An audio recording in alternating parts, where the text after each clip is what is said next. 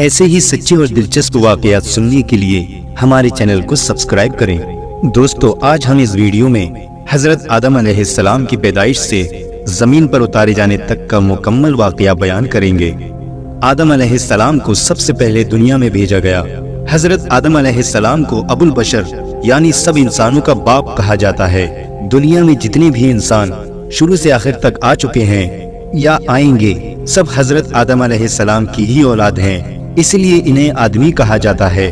جب اللہ تعالیٰ نے حضرت آدم علیہ السلام کی پیدائش کا ارادہ کیا اور فرشتوں سے عرض کیا کہ میں زمین میں اپنا خلیفہ بنانے والا ہوں، اس وقت زمین میں جنات رہتے تھے اور ابلیس کی بادشاہت تھی، لہٰذا آپ کے بارے میں کچھ بتانے سے پہلے شیطان ابلیس کا ذکر کرنا ضروری ہے، کیونکہ اس واقعے کا شیطان سے گہرا تعلق ہے۔ اللہ تعالیٰ نے اس مخلوق کو بہت ہی خوبصورت بنایا تھا اور شرافت اور بزرگی سے بھی نوازا تھا۔ اللہ نے ابلیس کو زمین اور آسمان کی بادشاہت عطا فرمائی تھی، اس کے علاوہ اسے جنت کی پہرے داری سے بھی نوازا تھا، لیکن ابلیس نے اللہ کے سامنے تکبر کیا اور خدائی کا دعویٰ کر بیٹھا، جس کی وجہ سے اللہ تعالیٰ نے اسے اپنی بارگاہ سے نکال دیا اور اسے شیطان میں بدل دیا، اس کی شکل بگاڑ دی اور ساری رتبے جو اللہ تعالیٰ نے اسے عطا فرمائے تھے چھین لیے، اس پر اپنی لعنت فرمائی، اس کو اپنے آسمانوں سے نکال دیا اور آخرت میں اس کا اور اس کی پیروی کرنے والوں کا ٹھکانہ جہنم قرار دیا۔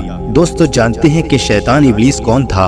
ابلیس فرشتوں کا سردار تھا اور جنت کے باغوں کی دیکھ بھال کرتا تھا۔ اس کو دنیا اور آسمان دونوں کی بادشاہت دی گئی تھی۔ فرشتوں کا ایک قبیلہ جنات سے تعلق رکھتا تھا، ابلیس انہی میں سے تھا۔ اس قبیلے کے فرشتوں کو آگ کی گرم لو سے پیدا کیا گیا تھا۔ یہ لو شعلے کی طرح نظر نہیں آتی، صرف محسوس کی جا سکتی ہے اور ساری گرمی اسی میں ہی ہوتی ہے۔ اللہ تعالیٰ نے اس قبیلے کے علاوہ باقی سب فرشتوں کو نور سے پیدا فرمایا تھا۔ ابلیس کا نام حارث تھا، دوسری روایات میں عزازیل بھی آیا ہے اور یہ جنت کے پہرے داروں میں سے تھا۔ اللہ تعالیٰ قرآن پاک میں فرماتا ہے، اور ان میں جو کہے کہ میں اللہ کی سوا معبود ہوں تو اسے ہم جہنم کی سزا دیں گے، ہم ایسی ہی سزا دیتے ہیں ستمگاروں کو۔ فرشتوں میں سب سے پہلے جس نے یہ بات کہی کہ اللہ کے بجائے میں معبود ہوں، وہ ابلیس لعین ہے۔ اللہ تعالیٰ نے قرآن پاک میں ایک جگہ ارشاد فرمایا ہے، اور یاد کرو جب ہم نے فرشتوں کو حکم دیا کہ آدم کو سجدہ کرو تو سب نے سجدہ کیا سوائے ابلیس کے، منکر ہوا، غرور کیا اور کافر ہو گیا۔ آخر ابلیس کو ایسا گھمنڈ کیوں ہوا کہ وہ اس نے نہ صرف اللہ کا حکم ماننے سے انکار کیا بلکہ خدائی کا دعویٰ بھی کر بیٹھا۔ زمین پر انسان کی تخلیق سے پہلے جنات آباد تھے۔ ایک بار انہوں نے زمین پر فساد پھیلایا، ایک دوسرے کو قتل کیا اور خون بہایا۔ اللہ تعالیٰ نے ان کی فساد کو ختم کرنے کے لیے ابلیس کو فرشتوں کے ایک گروہ کے ساتھ بھیجا۔ یہ وہی گروہ تھا جسے جن کہا جاتا ہے۔ ابلیس نے اور ان فرشتوں کے گروہ نے ان سے جنگ کی اور انہیں جزیروں اور دور دراز کے پہاڑوں میں ڈھکیل دیا۔ اس کارنامے کے بعد ابلیس میں غرور پیدا ہو گیا۔ اللہ تعالیٰ اس کے غرور کو جان گیا، لیکن فرشتے نہ جان سکے۔ ابلیس آسمانی دنیا، زمین اور اس کے درمیان سب علاقے کا بادشاہ تھا اور ساتھ ہی ساتھ جنت کی حفاظت کا بھی ذمہ دار تھا۔ ابلیس اللہ تعالیٰ کی بہت عبادت کیا کرتا تھا اور اس میں بہت زیادہ تکلیفیں اٹھاتا تھا۔ اس وجہ سے وہ خود پسندی کا شکار ہو گیا اور اپنے آپ کو بہت بڑا اور اونچی مرتبے والا سمجھنے لگا، اور آخر کار اس نے اللہ تعالیٰ کے سامنے بھی اپنے گھمنڈ کو ظاہر کر دیا۔ جب اللہ تعالیٰ نے آدم علیہ السلام کو پیدا فرمایا تو فرشتوں کو حکم دیا کہ آدم کو سجدہ کریں۔ سب نے حکم کی تعمیل کی، لیکن ابلیس نے انکار کر دیا اور اللہ تعالیٰ کی نافرمانی کی۔ اللہ تعالیٰ تمام بھید جانتا ہے۔ ابلیس سے سوال کیا، تجھے کس چیز نے آدم کو سجدہ کرنے سے روکا؟ اس نے جواب دیا، تو نے مجھے آگ اور آدم کو مٹی سے پیدا کیا ہے۔ شیطان کا جواب تکبر اور جہالت والا تھا۔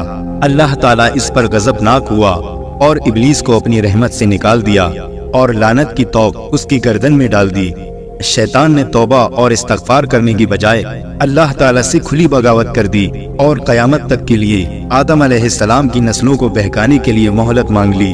اللہ تعالیٰ کے علم اور حکمت کا بھی یہی تقاضا تھا کہ اولاد آدم کی آزمائش کی جائے، لہٰذا شیطان کی درخواست منظور کی گئی، اسے لمبی عمر عطا کی اور ساتھ میں وہ سامان بھی جو نسل آدم کو گمراہ کرنے کے لیے چاہیے تھے۔ اب جانتے ہیں کہ آدم علیہ السلام کی پیدائش کیسی ہوئی۔ اللہ ہر کام پر قادر ہے، وہ چاہے تو پلک جھپکتے ہی تمام جہانوں کو پیدا کر سکتا ہے، لیکن اس دنیا اور انسانوں کی تخلیق اس نے کئی مرحلوں میں کی۔ جب اللہ تعالیٰ نے حضرت آدم علیہ السلام کو پیدا کرنا چاہا تو فرشتوں سے فرمایا، بے شک میں بنانے والا ہوں زمین میں اپنا نائب۔ انہوں نے کہا، تو اسے نائب بنائے گا جو وہاں فساد کریں اور خون بہائیں، اور ہم تیری حمد کے ساتھ تیری تسبیح بیان کرتے ہیں اور تیری پاکی بیان کرتے ہیں۔ فرمایا، بے شک میں جانتا ہوں جو تم نہیں جانتے۔ دوستو، فرشتوں نے ایسا اس لیے کہا کہ سب سے پہلے زمین پر رہنے والے جنوں نے فساد برپا کیا تھا، خون بہایا تھا اور اللہ کی نافرمانی کی تھی، لہٰذا اب جو خلیفہ بنے گا وہ بھی ایسا ہی کرے گا۔ اللہ تعالیٰ نے فرمایا کہ بے شک تم نہیں جانتے جو میں جانتا ہوں۔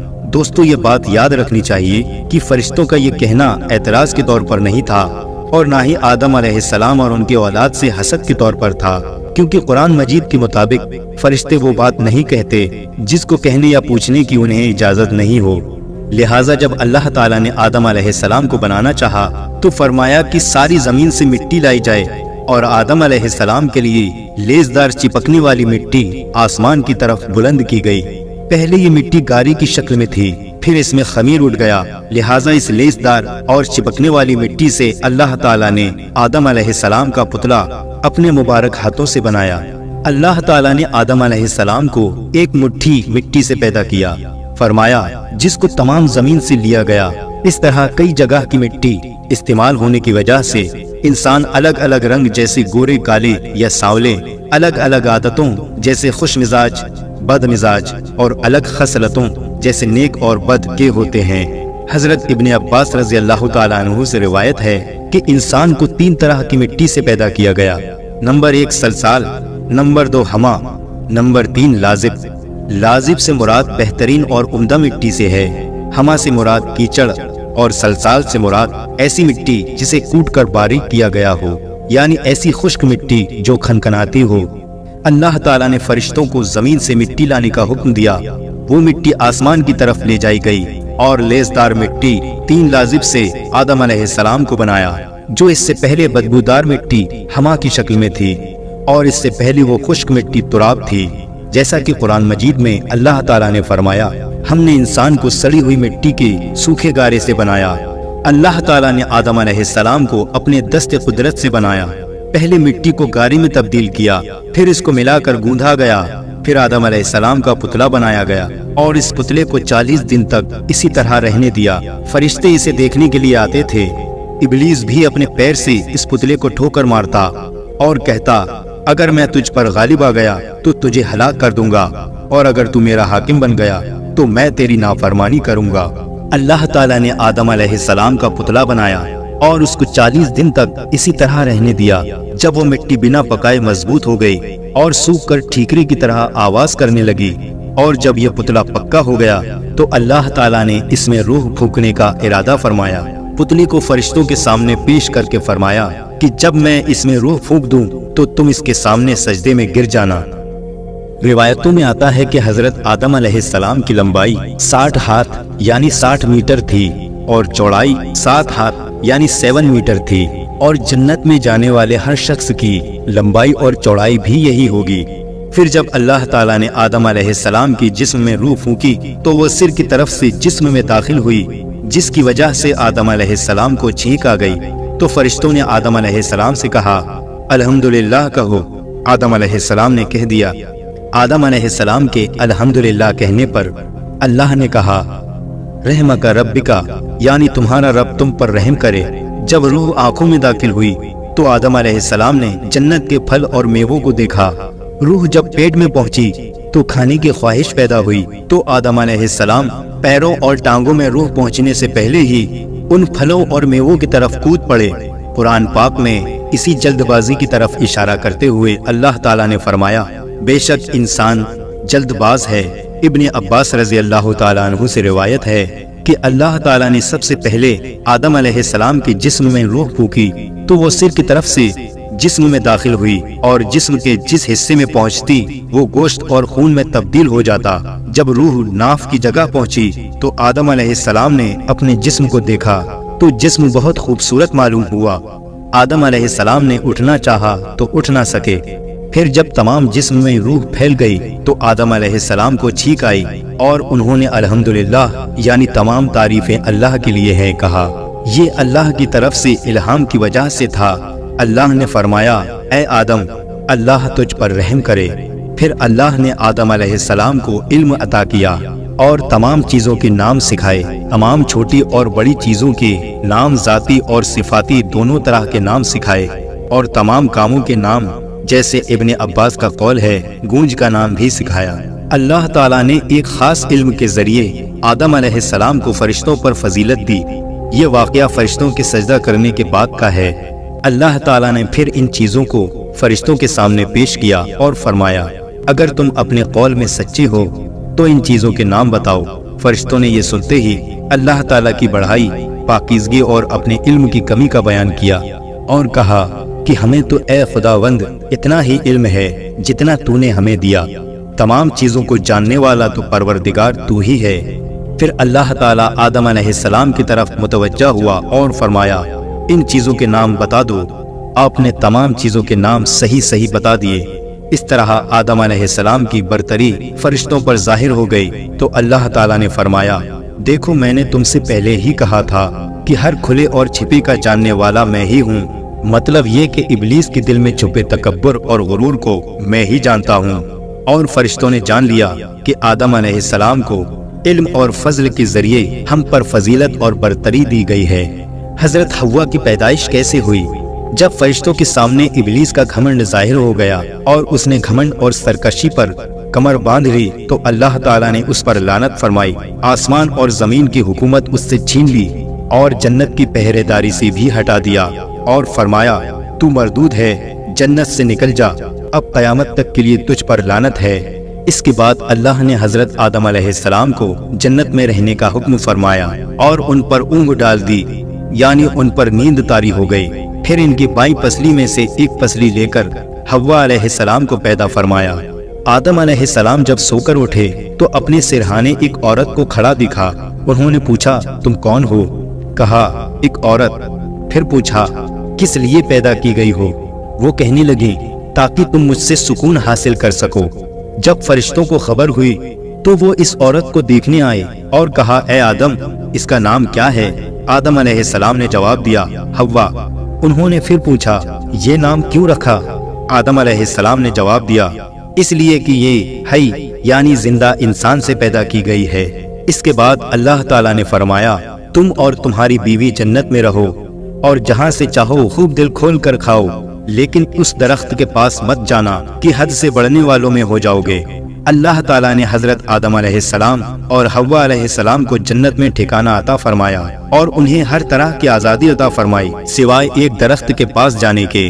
انہوں نے اللہ کے حکم کے مطابق اس درخت کے پاس جانے سے خود کو روکے رکھا۔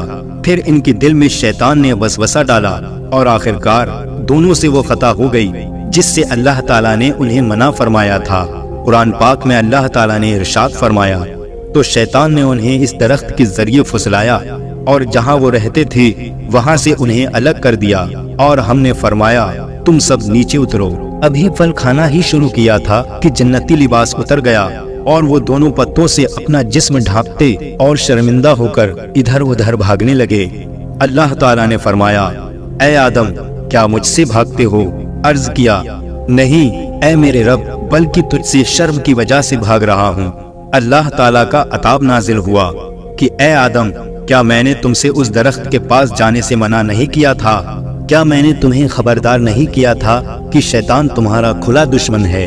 حضرت آدم علیہ السلام فوراً اپنی غلطی کا احساس کرتے ہوئے سجدے میں گر گئے اور ندامت سے عرض کرنے لگے اے پروردگار، ہم نے اپنی جانوں پر ظلم کیا اور اگر آپ نے اپنے فضل اور کرم سے ہمیں معاف نہ فرمایا اور ہم پر رحم نہ فرمایا تو ہم خسارہ یعنی نقصان اٹھانے والے ہو جائیں گے۔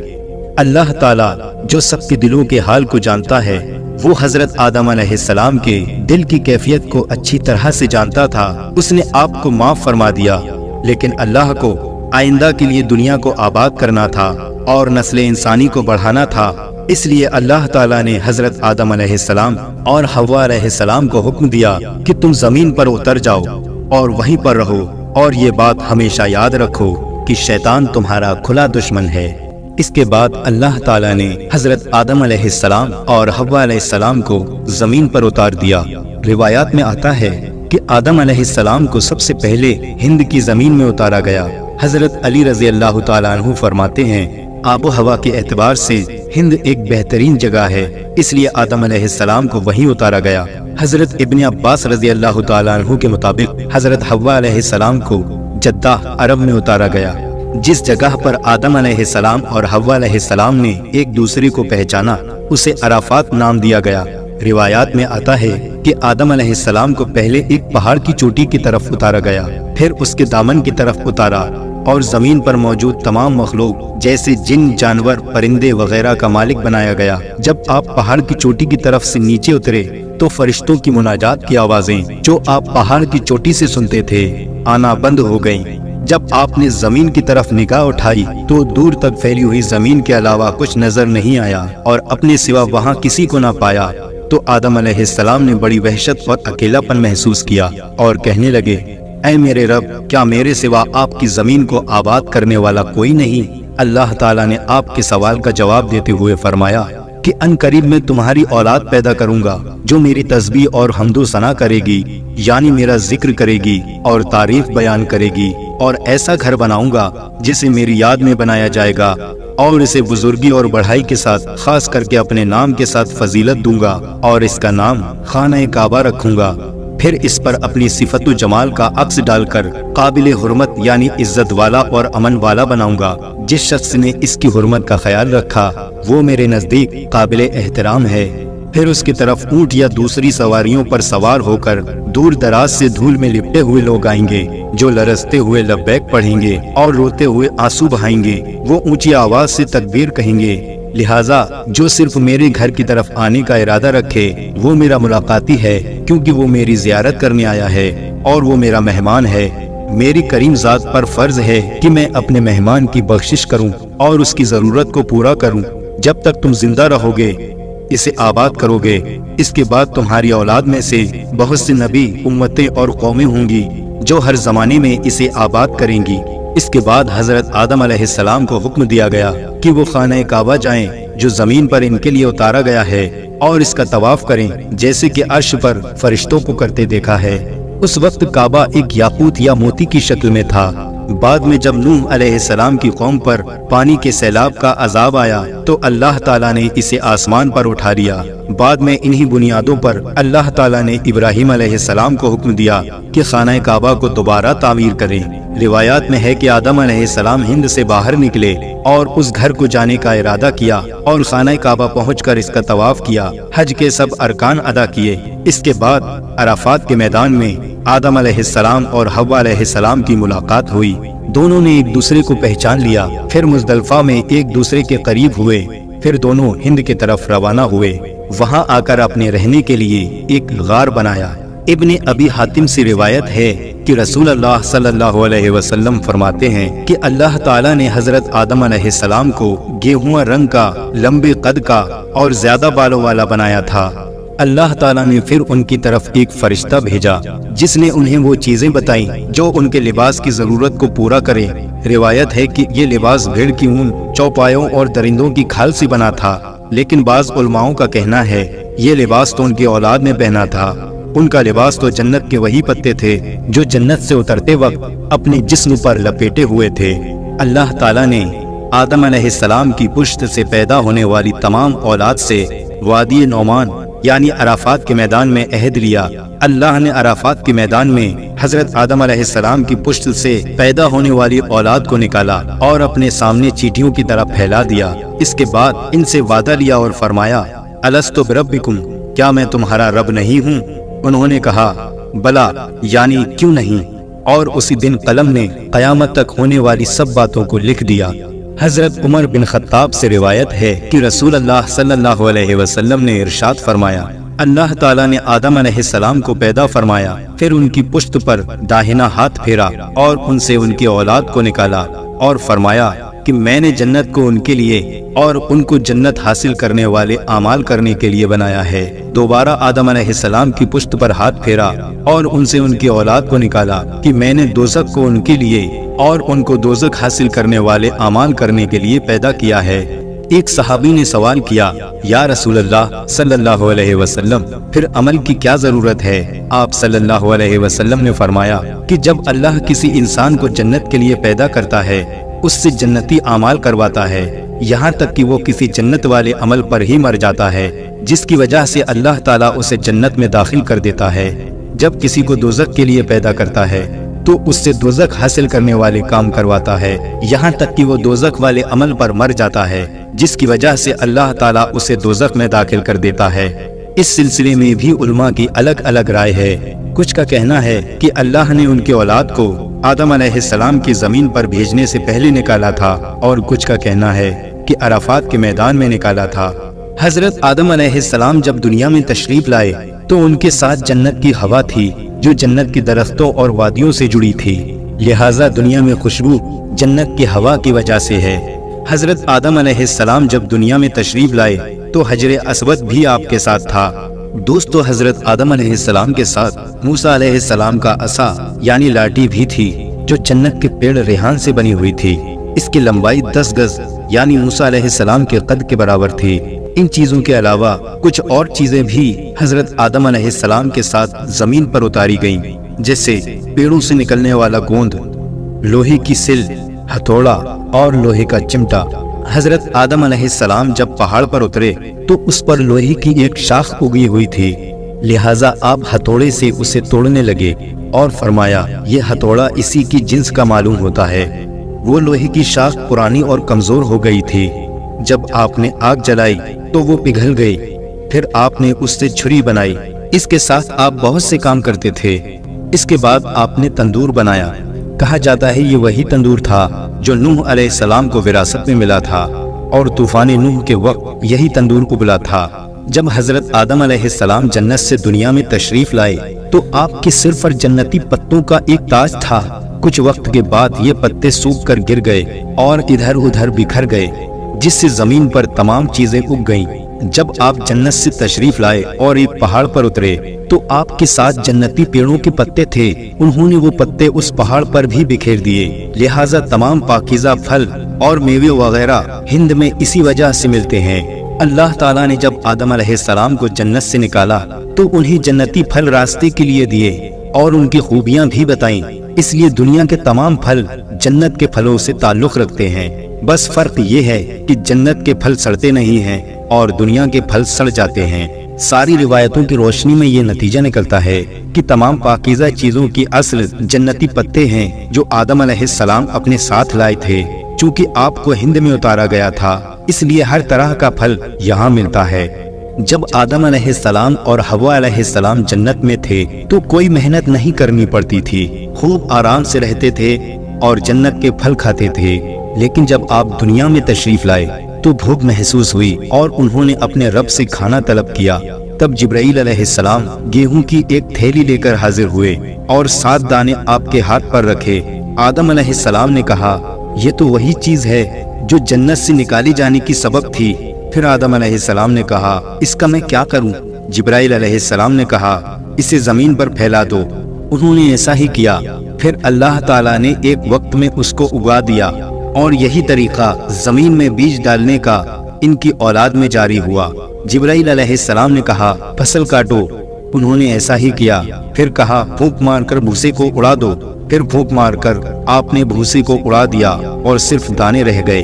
वो फिर एक पत्थर के पास आए और एक को दूसरे से रगड़ा और एक को दूसरे पर रखा और आदम अलैहिस्सलाम से गेहूं को इस पत्थर पर रखकर पीसने को कहा। फिर आपने इसको पीसा। इसी तरह से आपको आटे को गूंदना बताया।